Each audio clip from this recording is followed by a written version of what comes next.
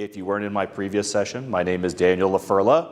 I manage the EAM pre-sales team. I come from many years working with enterprise asset management solutions, implementation into the pre-sales team, and right now I manage the EAM pre-sales team. So we take whichever requirements you have. Still can't hear me? All right, let's go. Let's get this. This is always going to be fun because I have the microphone in my left hand and the mouse in my right hand, so I'll try and keep it close. Much better? Excellent. All right, so as part of the pre-sales team, we have deep knowledge of the product, so we always work on enablement of our customers, answering questions, as well as presenting. So if there's any questions you have, anyone on the pre-sales team that's here is more than happy to answer them. So please come find us. We'll sit down with you. We'll answer questions. And if we can't answer them, we'll get you in touch with those who can, and then we'll get you in touch with those who can help you actually implement that. Today we're going to talk about case management. Now, case management is a module that is part of base EAM. There's no additional licensing that you need to utilize it, but it is a module, a screen that most people are unaware of, what the capabilities are. So today we're going to talk a little bit about what case management is, how you can create from these cases, and then what the benefits are. So to kick it off, we'll start by discussing what structured management is when it comes to case management. We'll detail the procedures that you can use to generate these cases and what the processes are in capturing the tasks and the execution associated with them. Then we'll look at a couple of use cases. We'll look at incidents from an environmental spill and how a case could help you in that situation. We'll also talk a little bit about management of change, because the case management screen can be very flexible. It's highly configurable. So if you have these business processes that you need to track assignments and execution for perhaps regulatory compliance or auditing, case management is the screen for you. And finally, we'll look at the newly released capabilities with 11.7.1 and version 12 of root cause analysis. This is where we'll dig into the 5 whys to really understand what caused a failure and then what you can do to mitigate those. So this goes somewhat hand in hand with the previous session I had, if you were in there, when we talked about failure mode effect and criticality analysis. So I'm going to play a little game. Let's spot the issue here. For those of you that are not aware, this is Australia's Prime Minister demonstrating how to not weld safely. If you are in a situation with someone in your organization doing this and you want to track why they cannot see clearly for the next several hours, you could create a case management record with case tasks to follow up and determine what can be done to prevent that. What about this one? I like to think this is safely locked out, but who knows? Yeah, that just it's not fun to look at, simply because you have no idea what's going to happen there. So if you wanted to, by chance, capture the incident that is about to happen here, case management would be a good screen for you. You can create cases directly from permits, so you can look at what happened, what failed, why assets were not locked out, why assets were not tagged out, and potentially what caused this safety incident. The last one I'm going to throw at you has a lot of things going on. So I don't know what the issue is or what the cause is. I thought the guy on the front was going to be the one that fell over, but you know, these are things that happen. You know, hopefully not in your organizations, you're operating safely. But what you want to do is you want to work to find out what needs to change. So looking at what's happened and what the cause is can help you understand what you need to change. Okay? Those are some pretty obvious ones. We'll just watch this one last time because I just can't get over that guy falling over.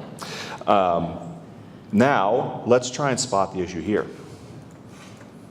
I think it's pretty obvious that this is leaking hydraulic fluid. Pretty obvious.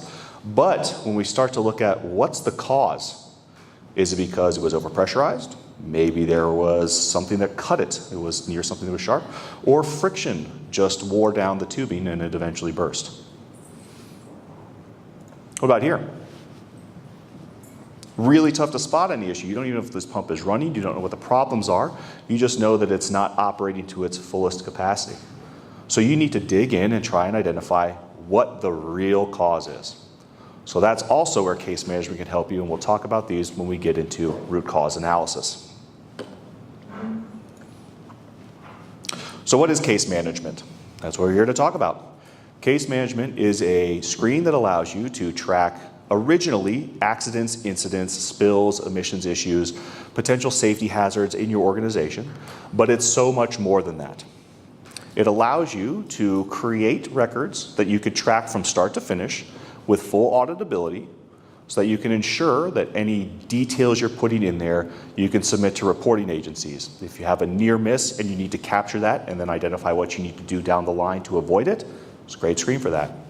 But we've also looked at some other use cases. We'll talk about management of change and how its associated processes can be supported with case management, and then we'll look at root cause analysis as well. One of the key components to case management is the ability to have auditable tasks. Tasks can be assigned to a role or to an individual. They're associated to a case. They can also have checklists associated to them. So if you're utilizing checklists in the EAM and you want another level of granularity associated to your task, checklists provide you that level of detail.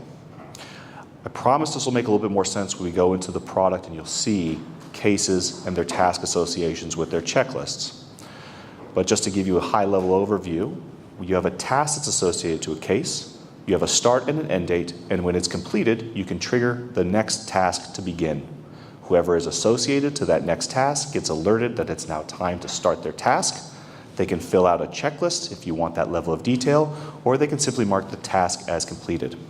That's part of the cascading task element, which we'll talk about when we get into the notification piece associated with case management, which is a little bit farther down the line. Now, to set the stage, we'll talk a little bit about how you can generate cases. You can create a case right off the screen, enter the information that you want, and then associate the tasks that you need and build it out from scratch if you so desire. It can have optional associations with shifts, with projects in EAM, with permits to work, with parent cases, can also associate to campaigns, associate to work. You can generate it directly from a work order. So if you have a work order that you've identified, there's a safety procedure that's missing here. We need to get the bottom of why it's not there and what we need to do to avoid a potential incident or an incident that happened on this work order. You can generate a case directly from that work order and ensure that there's follow through from start to finish and that there's a resolution. You can also generate it from service requests. Just by a show of hands, is anyone in here utilizing the call center capabilities and the service request functionality in EAM? All right, great, we got several. So from the service requests, you can associate a service category that somebody could select when they create a service request, and that can in turn auto-create a case. So if somebody selects that there was sewage leaking in one of the bathrooms at your facility, you can auto-create a case to go and make sure that there's no hazardous material that could potentially impact the health of others around there as well. Now, I'm going to throw this slide up here. We'll talk through it, but we'll get into the details when we get in there. We've talked already about some of the components of a case. How it's generally created is from a work order or a service order, and they utilize what we call a service code template. The service categories are associated with service codes. The service codes themselves have details on the case, and this will become a little clearer when we get into the product too. The cases themselves have specific types, status authorizations, so they come out as requested, then you approve them and go through the process, all the way through closure. They have event logs, which you'll see, where any changes to the case itself are tracked for auditability. They also have those cascading tasks, which are entirely auditable with e-signature. And of course, they can be related to these items that are the optional equipment over here. Equipment, work order, permit to work, shift, project, campaign, and root cause. The case tasks themselves can be created from the service codes or automatically, or manually. They can be assigned to a role or an individual. And of course, you can create a work order from a case task or from a case itself. This is particularly helpful if you uncover additional follow-up work that needs to be done from a case. If you start to determine that the cause of this near miss was that some footing does not have safety tape on it, you can create a follow-up work order to go and apply that safety tape and track the cost associated with updating it to your safety standards.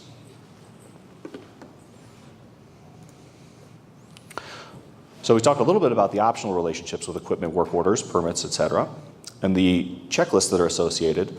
The work orders themselves that you create can have a standard work order. They can have a priority, just like you would normally create from any other standard work order, or potentially from a follow-up work order as well. And then the case tasks themselves are requester accessible, which means that not only can you, as an admin, access the case tasks, you can assign it to individuals who can access it with the requester license. So if you have those on your team that are using the limited license of requesters, they can access assigned cases and execute those. So the tasks that are assigned to them, they get a separate module to view that, and I'll show you that in just a moment. Now let's talk about root cause analysis.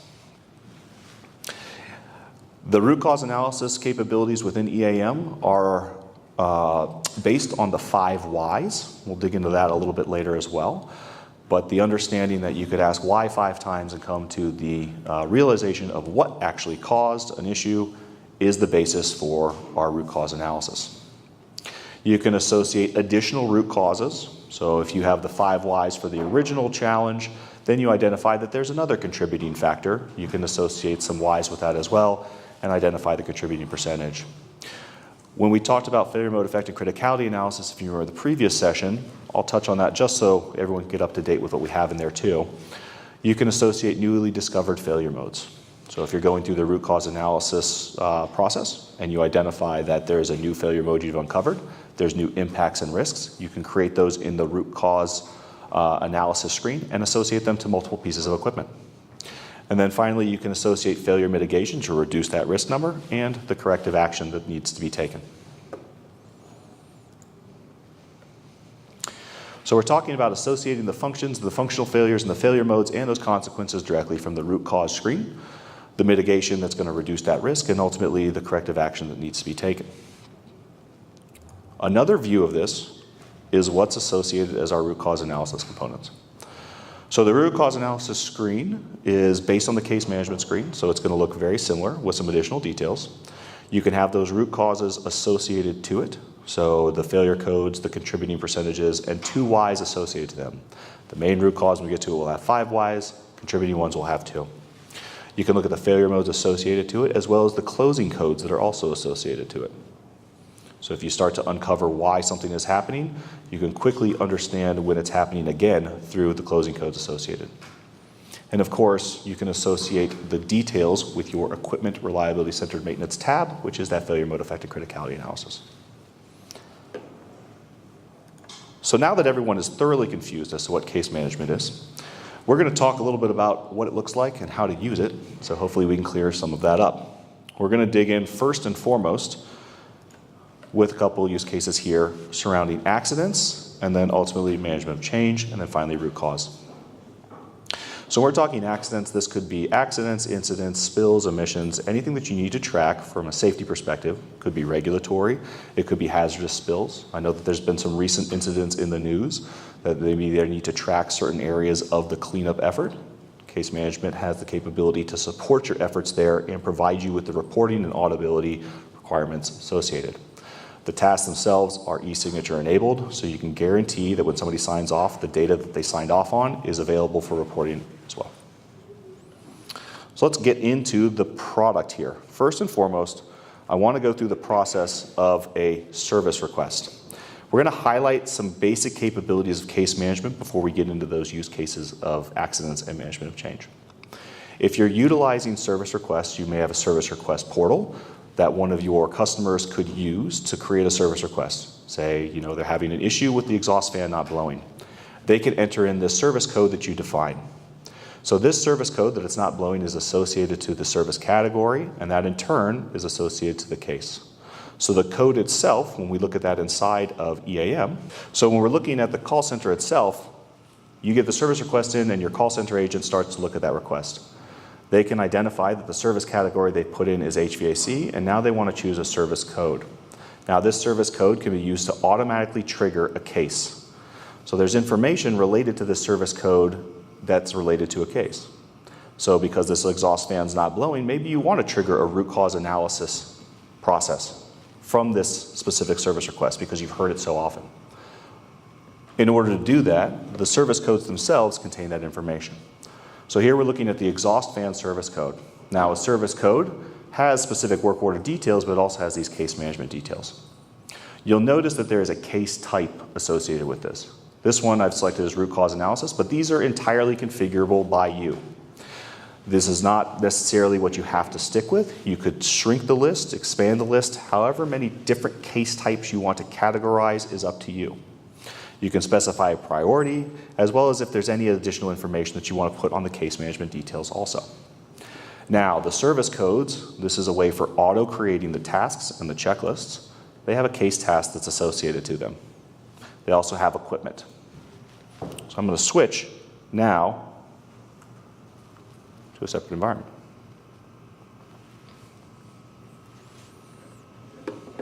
So if we look at the service codes that we have here, this is a service code that we built for an emergency equipment leak. It has its own case management details with a case type of environment spill. Now I mentioned that you can configure these types for yourself. Here you can select which one you want. I have this one as environment spill. You also have the work order details. This is in case you need to create a follow-up work order from the case directly, but we can specify that on the case types as well, or case tasks as well. So looking at the case tasks for this emergency spill, we have a couple: communication with agencies, we have document containment procedures, we have document equipment failures, and you can see who we want to assign this to.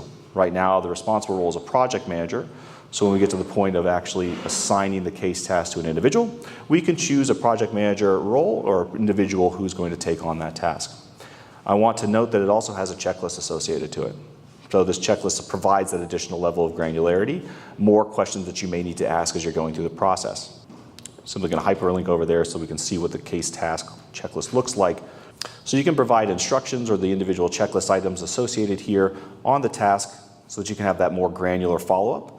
And we'll have this assigned to an individual who is only using the requester license, so they're going to be accessing on their mobile device and executing the case tasks. If they were to access the case tasks from the desktop, they have a case task screen that's available to them where they can follow up with that work, complete it, and close it. But I do want to take just one moment to move back to service codes and talk a little bit about how we associate these service codes with equipment and equipment classes. So the equipment classes that are associated with the service code are a motor and a pump. That means that if you're trying to generate this case from a work order, you can only generate it for ones that are in this class, or ones that have these pieces of equipment or their children associated to them. This works very well to limit the selectable options for individuals who are trying to create a case, and it will prevent flooding of your cases or additional admin overhead as you try and identify what's going on with those cases and whether there needs to be follow-up. So we're just going to really quickly create a case from this work order that we have here. So this work order, there's obviously a pump failure, and we believe that there's hazardous leakage. You can select the service code here for the ones that we have. It's based on the piece of equipment, so we're only going to be able to select the ones that are associated to this equipment or this class. And then from the screen, you can right-click and do Create Case.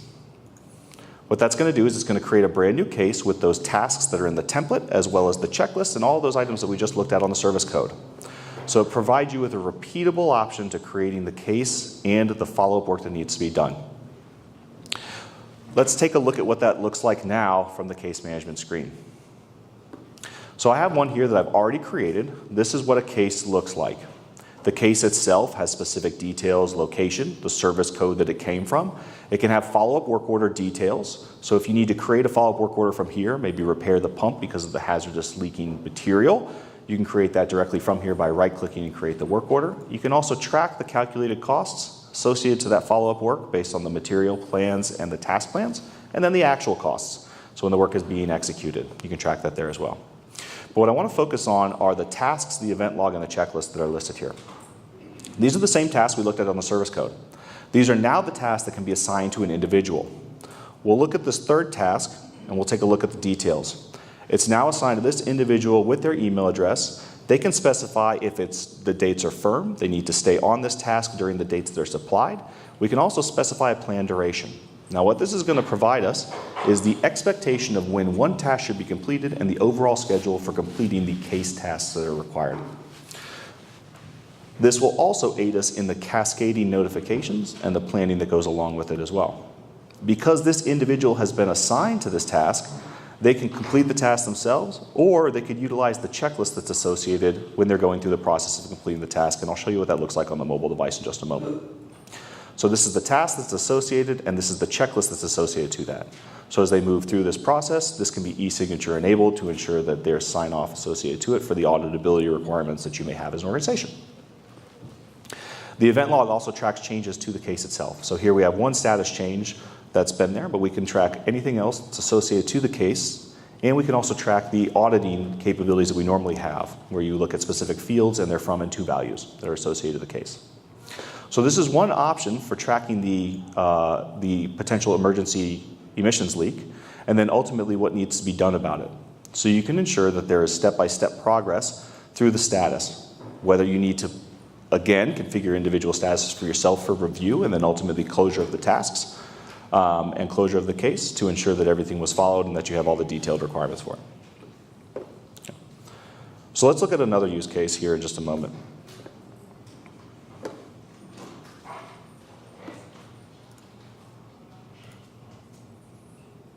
So we talked a little bit about what it would look like from a user perspective on a mobile device. So the case tasks themselves are accessible on the mobile device. So this is some screenshots that I have of our user accessing their mobile device. You'll see their requester users, they have a very limited menu options.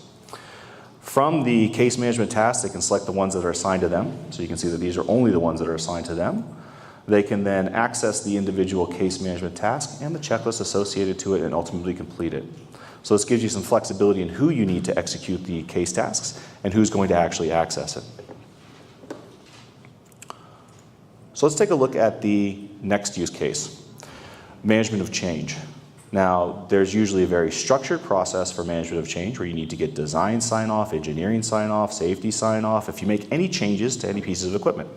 Yours could be more structured, less structured, more detailed, or less detailed. There can also be personnel management of change tasks, where if you're replacing somebody who is aged out of their position or they're retiring and they're bringing in somebody else, you can go through the personnel management of change process as well. I want to take a moment during this to discuss notifications. How many in this room are aware of alert management or use alert management? Awesome. All right, this is one of my favorite modules, one that I really like talking about, but I'll try not to get too long-winded. Now, with alert management, you can notify individuals that the task is ready for them to start. You can notify whoever's assigned to the case that there are tasks that are overdue. You can also notify them if there's cases, tasks that they need to close out. So there's a lot of options here. Of course, you can create your own alert management cases. Now, what this also provides is the ability to do cascading alerts and cascading scheduling. I know it's a little small here, but on the right-hand side, you can see a schedule. So based on the tasks, you can have a sequence and you can have a step. So if you have a sequence, like here, sequence number 1, steps 1, 2, and 3, they could start in parallel. But if you start sequence 2, it's going to need to be dependent on a specific step in sequence 1, then it's going to start after that. These tasks, these cascading tasks, can be based off of office hours inside of your environment. So if you have only work, a 9 to 5, everyone goes home after that, the system will take into account those times and then cascade the tasks when they need to start based on that information. So I just want to briefly show you what it looks like inside of alert management. So from alert management, these are the out-of-the-box case tasks alerts that are available to you. So there's overdue start, there's ones that are completed, there's ones that are ready to start, but of course you can duplicate this and alert at any stage that you want to. It doesn't just have to be the case task, but this allows you to ensure that those individuals who are responsible for completing those tasks are notified. Of course, you can also get access to it through the Start Center if there's cases or tasks that are required for you to do. And those are also accessible on the mobile device because we now have inboxes on digital work that can support accessing these cases too. So I want to take just a moment to talk about the management of change element. When we're looking at management of change, the same process can be handled, but what we can do is configure the system to ensure that if a management of change request is created for a work order, based on that piece of equipment, you can prevent the work order from being closed until the management of change task and case are closed as well, ensuring that you have the right sign-off. So here's what some of those details look like from a management of change perspective. We have engineering sign-off, procurement sign-off, and potentially safety sign-off. All of these have the same tracking capabilities as well as the capability to have a checklist associated to them, and they have an associated work order. If you look at the work order, we have a few here that are listed as needing management of change. This is simply just a status that we've enabled inside of EAM, and then we have a configuration that's a flex that's just going to make sure that the case is closed before you can change the status from MOC required to completed. So there's some elements there that can support management of change. I'm going to move a little quicker just to make sure that we stay on time here, because I want to take some time to talk a little bit about root cause analysis, and then save some time for questions. So now let's talk about root cause analysis, and we'll get to the bottom of the 5 whys and how you can utilize root cause analysis to determine the root failures. So we want to understand the true relationship of an issue and develop those actionable plans and track execution. So what does root cause look like, and what are some of the benefits? So as a failure event occurs, you start to do some root cause analysis. You look at the equipment, you look at the downtime cost, and you look at the lost productivity hours associated with that failure event. Then you start to dig into the failure modes. Why? Why did this happen? And by asking to the 5 whys, you'll get to the basis of what really occurred and what the root cause is. You can also associate multiple root causes, as I mentioned earlier in the presentation. Finally, there's failure mitigation here, where you can reduce the risk associated to those failure modes by implementing maintenance strategies. And then corrective action, where you can update the RCM template and the tree. But let's talk a little bit about the 5 whys themselves. So the origin of the 5 whys can be traced back to Japan with Sakichi Toyota. Anyone want to guess who he's the founder of? That's right, Toyota Industries. He developed this technique, and he developed it in 1930, and Toyota still uses this technique today. The basis of the 5 whys is if you ask why 5 times, just like a toddler, asking why, you'll eventually get the answer that you're looking for. So you define the problem, you ask why it's happening, you ask why it's happening, why it's happening, why it's happening, and then eventually you find out why it's happening.